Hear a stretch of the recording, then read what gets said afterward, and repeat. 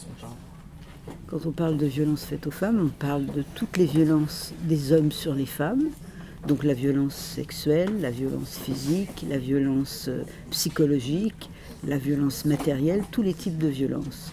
Et c'est donc la question du pouvoir, de la domination des hommes sur les femmes qui est posée à travers cette question de violence.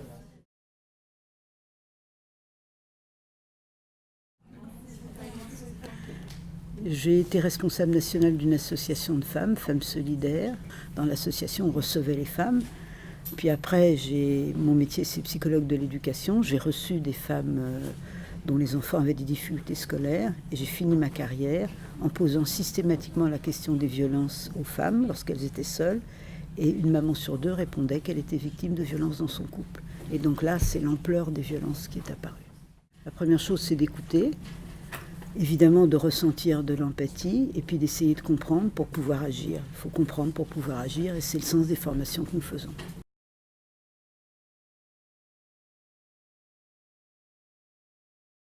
Et dès l'école, est-ce qu'on peut commencer à avoir des violences faites aux filles? Bien sûr, le harcèlement par exemple, le cyberharcèlement. Dans une enquête qui a été faite en Île-de-France, on a pour les filles entre 12 et 15 ans, la moitié qui ont déjà subi des remarques sur leur apparence physique, des remarques insultantes. Donc oui, ça commence très tôt, bien sûr, et c'est en fait toute la société qui est construite comme ça. Notre société est construite sur la domination des hommes sur les femmes. Et c'est ça qu'il faut qu'on arrive à déconstruire, à la fois par de la prévention, mais aussi par de la répression, parce que la répression fait complètement partie de la prévention. Et dans la loi qui vient de sortir en 2018, sur les violences sexistes et sexuelles, on a introduit l'outrage sexiste, c'est-à-dire de dévaloriser une fille par les mots, là en l'occurrence, et puis ça continue par le cyberharcèlement qui est aujourd'hui, lorsque c'est en raison de son sexe, qui est, pareil, mieux puni. Donc l'idée, c'est de ne rien laisser passer. #MeToo, ça veut dire moi personne, je révèle des violences que j'ai subies. Tout, ça veut dire aussi, donc moi aussi. Ça veut dire que je ne suis plus seule à révéler les violences, mais nous sommes ensemble. Et c'est ça qui fait que ça change.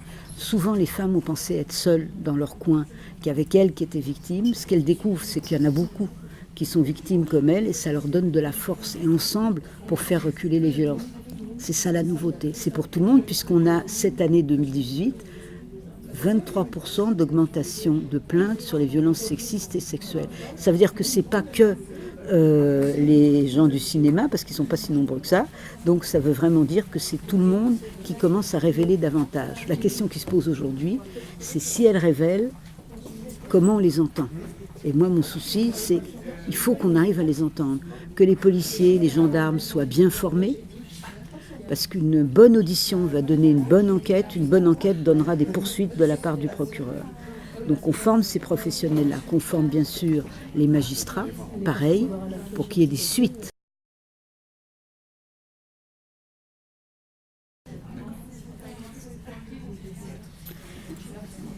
Alors on va dire que c'est à double détente, si j'ose dire. On a d'un côté des déclarations qui sont positives sur les violences faites aux femmes, une campagne nationale à la télé positive. En effet, le gouvernement communique contre les violences faites aux femmes, notamment la secrétaire d'État. De l'autre côté, on va dire que les moyens accordés à la lutte contre les violences faites aux femmes sont très insuffisants.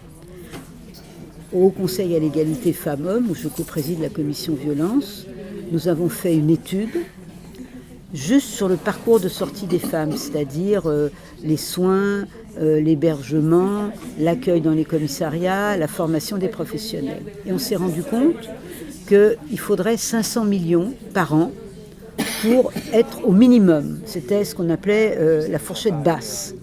Et vous savez combien il y a aujourd'hui sur cela? Il y a 30 millions de la part du secrétariat d'État à l'égalité femmes-hommes, et en tout, dans la lutte contre les violences, il y a 80 millions. Donc il faudrait 6 fois plus. C'est la jauge. Donc là, il y a vraiment besoin de moyens supplémentaires, et c'est un appel aux citoyens, citoyennes.